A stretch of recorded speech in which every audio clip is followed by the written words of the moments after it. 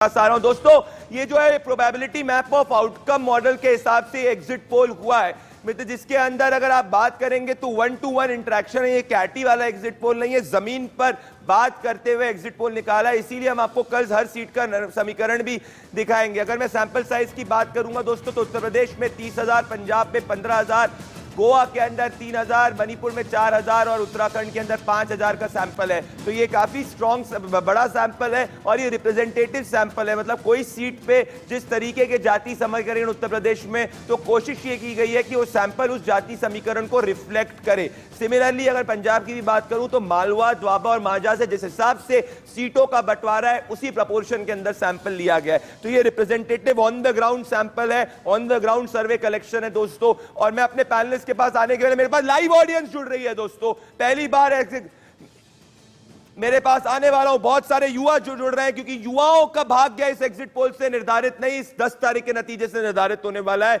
मैं विकास सरस्वत जी आपके पास और अरविंद मोहन जी आपके पास आना चाहता हूं। विकास सरस्वत जी, क्या बसपा का घटता हुआ वोट भाजपा को फायदा दे सकता है? क्योंकि अगर बात करें कि कितनी भी वेलफेयर स्कीम जिसकी आलोक मेहता जी बात कर रहे थे, भले उज्ज्वला हो गया, भले राशन हो गया, भले लॉ एंड ऑर्डर हो गया, भले बिजली हो गई, ये सब में फायदा एससी कम्युनिटी को काफी हुआ है। और इस बार देखा गया है ग्राउंड पे कि बसपा इतना स्ट्रांगली नहीं लड़ी जितना स्ट्रांगली 2017 में लड़ी थी। विकास जी, क्या इसको नजरअंदाज किया जा रहा है? प्रदीप, इसमें दो कंपोनेंट रहेंगे बसपा के वोटर में। एक तो आप बसपा का जो कोर वोटर है, जाटव वोटर, उसको देखिए, और दूसरा नॉन जाटव वोटर। तो मुझे लगता है नॉन जाटव वोटर जो है वो काफी सारा कुछ शिफ्ट होगा भाजपा की तरफ। जाटव वोटर अभी भी बसपा के साथ ज्यादा अधिसंख्य उस जुड़ा रहेगा।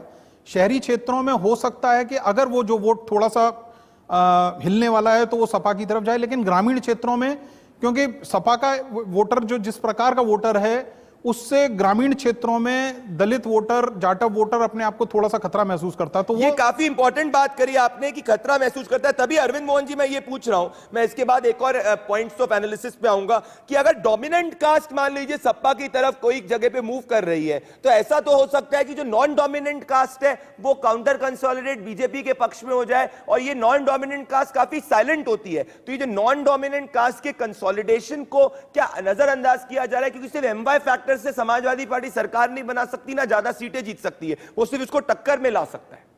देखिए, बीएसपी से दो स्टेज है। बीएसपी एमएलए आएंगे, उनका क्या व्यवहार होगा, और बीएसपी के वोटर कैसा व्यवहार कर रहे हैं।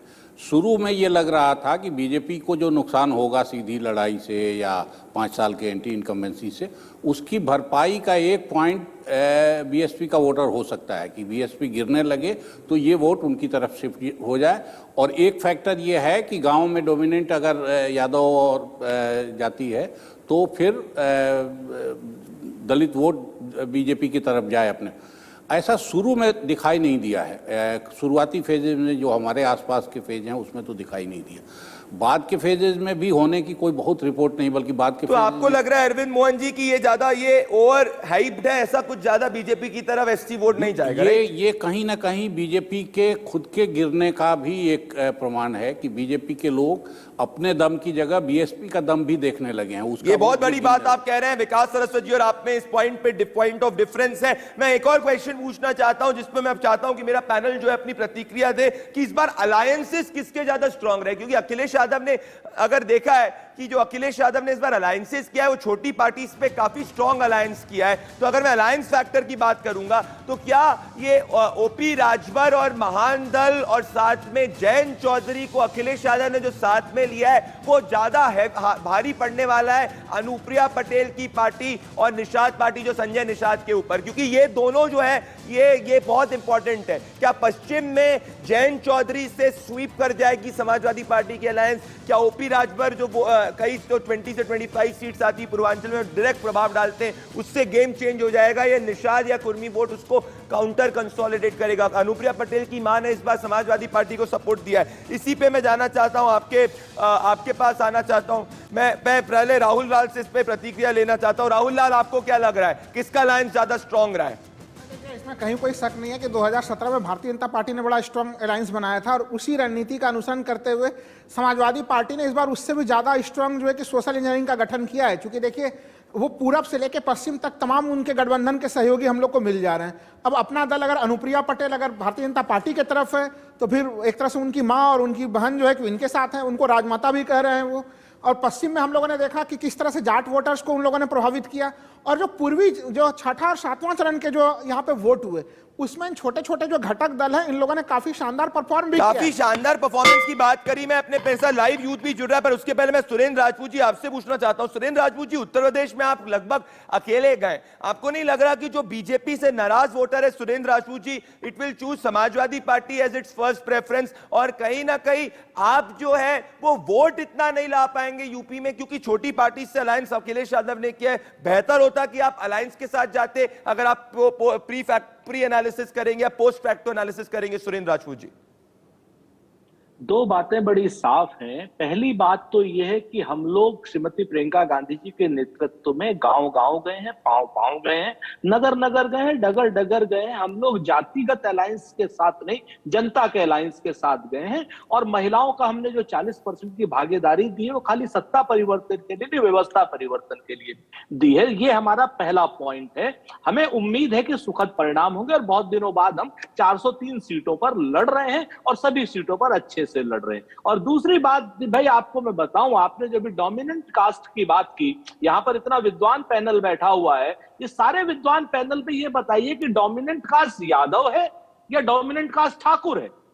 पूरे प्रदेश में भारतीय जनता पार्टी का जो ठाकुर नेतृत्व है उससे आक्रांत होकर के लोग दूसरी जगहों पर जाएंगे या दूसरे नेतृत्व से आक्रांत? ये बहुत बड़ी बात कही आपने सुरेंद्र राजपूत जी, ये बहुत बड़ी बात आपने करी है, और इस पे मैं चाहता हूं आगे डिबेट को फॉलो करूं। अरविंद चतुर्वेदी जी, आलोक मेहता, सबसे मैं एक्सपर्ट कमेंट लूंगा। मैं अमिताभ तिवारी से भी पूछने वाला हूं, पर मेरे साथ यूथ जुड़ा हुआ है, क्योंकि आलोक मेहता जी ने कहा है कि यूथ जो है वो उसका भाग्य जो है 10 तारीख को निर्धारित होगा उत्तर प्रदेश के अंदर और बाकी राज्य के अंदर। यूथ मेरे साथ मौजूद है, मेरे साथ ऋषभ मौजूद है। पहली बार लाइव मैं चाहता हूं जितना इसको मास पब्लिक से जोड़ा जाए उतना बेहतर है, क्योंकि आजकल यूथ को पॉलिटिक्स में बहुत इंटरेस्ट है। ऋषभ, यूथ के क्या क्या सवाल आपको देखने को मिल रहे हैं? यूथ क्या जानना चाहता है इस बार के नतीजों से? यूथ की क्या चिंता है? ऋषभ जी प्रदीप, यहाँ सब यूथ काफी सवाल है इनके मन में। आइए हम डायरेक्ट सीधा इनसे सवाल ही पूछते हैं। आपका क्या नाम है? मेरा नाम चेतन है। नमस्कार। मेरा सवाल यह है कि जैसे प्रियंका जी ने यूपी में बोला था कि मैं लड़की हूँ, मैं लड़ सकती हूँ, वो कांग्रेस को कितनी मदद देगा इस इलेक्शन में, और कांग्रेस इस बार यूपी में कितनी सीटें ला रही हैं? काफी इंपॉर्टेंट सवाल है ऋषभ। ऋषभ, आप ये कह रहे हैं कि कांग्रेस कितनी सीटें लेके आएंगी। सुरेंद्र राजपूत जी, आपसे पहले आपके पास ही आता हूं, मैं बाकी एनालिस्ट से पूछूंगा, आपका क्या आंकड़ा है सुरेंद्र राजपूत जी उत्तर प्रदेश का? आपका कांग्रेस आपके पूछ रहे हम तो बहुत स्पष्ट रूप से कह रहे हैं इस अपने युवा साथी से कि निश्चित तौर पर सत्ताई ने व्यवस्था बदलने का हम लोगों ने काम शुरू किया है, और लोगों को दल नहीं दिल जीतने की बात की है। हम पूरी तरीके से सुखद परिणाम ला रहे हैं। 403 सीटों पर चुनाव लड़ रहे हैं, 40% से ज्यादा महिलाओं को आरक्षण देने की बात कर रहे हैं, और 20 लाख नौकरियों की बात कर रहे हैं। तो अगर युवा ने हमारा साथ दिया है तो निश्चित तौर पर हमारे पास बहुत सुखद परिणाम आएंगे। सुखद आपको युवा का ये बात जी, आप कह रहे हैं युवा का। अरविंद चतुर्वेदी जी, मैं एक से सुरेंद्र राजपूत जी आप कह रहे हैं। एक और क्वेश्चन मैं पहले अरविंद चतुर्वेदी से मैं क्वेश्चन को लूंगा, पर अरविंद चतुर्वेदी जी, कांग्रेस अरविंद चतुर्वेदी जी, एक क्विक कमेंट आपसे लेना चाहता हूं। मैं अजीत मंडोला के पास फिर आ रहा हूं। अरविंद चतुर्वेदी जी, क्या कांग्रेस इस बार एक ऑल्टरनेटिव के रूप में इमर्ज हुई है? कांग्रेस पिछली बार 100 से ज्यादा सीटों पर कांग्रेस लड़ी थी, इस बार 403 सीटों पे लड़ रही है, तो वोट शेयर आपको बढ़ने की एक्सपेक्टेशन है, पर क्या वोट शेयर सीट में ट्रांसलेट होगा? क्योंकि जनरली हम देखते हैं कि कोई भी वोटर होता है वो तो या तो जीतने वाली पार्टी के साथ जाता है, उस पार्टी के साथ जाता है, वो जीतने वाली पार्टी को हरा दे। ये जनरल ट्रेंड हमने देखा है। अरविंद जी, देखिए प्रदीप जी, मैं सुरेंद्र राजपूत जी हमारे बड़े अच्छे मित्र भी हैं, मैं उनको साधुवाद देता हूं, धन्यवाद देता हूं, लेकिन मैं ये कहूंगा कि प्रियंका जी ने बहुत बढ़िया जोश दिखाया है। हर जगह उन्होंने जाने का काम किया है। ये लोग बूथ पे भी नजर आए हैं, फील्ड में भी, क्षेत्र में भी नजर आए हैं, और हो सकता है इनका वोट ऑफ परसेंटेज भी बढ़ जाएगा। सवाल क्या है? सवाल यह है कि ये जो वोट ऑफ परसेंटेज बढ़ेगा क्या वो सीट में कन्वर्ट होगा? तो शायद मैं कहूंगा कि नहीं। कांग्रेस की भूमिका इतनी ही है जिससे कि वो अपना जो राष्ट्रीय पार्टी का जो स्वरूप है शायद उसको कायम रखे, ये ज्यादा महत्वपूर्ण दिखाई पड़ता है मुझे, क्योंकि मैं भी सब जगह घूम रहा हूं और मुझे तो यही समझ में आ रहा है। बहुत बड़ी बात आप कह रहे हैं सुरेंद्र राजपूत जी, लोग कह रहे हैं कि आप लड़े अच्छा है पर वो सीट में ट्रांसलेशन नहीं होगा, ये ऐसा कह रहे हैं अरविंद चतुर्वेदी जी। मैं पंजाब पे आना चाहता हूं वापस से। पंजाब पे एक और चीज है जिसके बारे में मैं आलोक मेहता जी और अमिताभ तिवारी की राय लूंगा। मैं एक बार पंजाब पे जनता क्या जानना चाह रही है दोस्तों। पंजाब पे अगर आप देखेंगे कि लार्जली देखें ये फेसेस के बीच के अंदर फाइट है। चरणजीत सिंह चन्नी और नवजोत सिंह सिद्धू क्या सच में साथ में रहे कांग्रेस के लिए, या इनमें भीतर गात है जिससे कांग्रेस को नुकसान होगा। आखिरी के 72 आवर्स के अंदर प्राइम मिनिस्टर नरेंद्र मोदी और कैप्टन अमरिंदर सिंह ने काफी ज्यादा पंजाब पे फोकस दिया था। क्या ये फोकस इसलिए दिया था क्योंकि आम आदमी पार्टी सरकार बना रही है और उसको रोकने के लिए सिर्फ और सिर्फ सुखबीर बादल जो है वो ही एक फैक्टर हो सकते हैं, वो रोकेंगे? कि ग्राउंड पे रिपोर्टर्स में चर्चा है कि अकाली बढ़ेगी तो आप जो है वो नीचे आएगी, ऐसी एक चर्चा देखने को मिली। तो क्या इसी चीज पे मैं दोस्तों आगे के अपने पैनलिस्ट से बात करूंगा। दोस्तों हम लोग को छोटे से ब्रेक के लिए इंतजार करना होगा। इंडिया न्यूज जन की बात ओपिनियन एग्जिट पोल पर आप सभी बने रहे। हम अब तुरंत लौटते हैं एक छोटे से ब्रेक के बाद।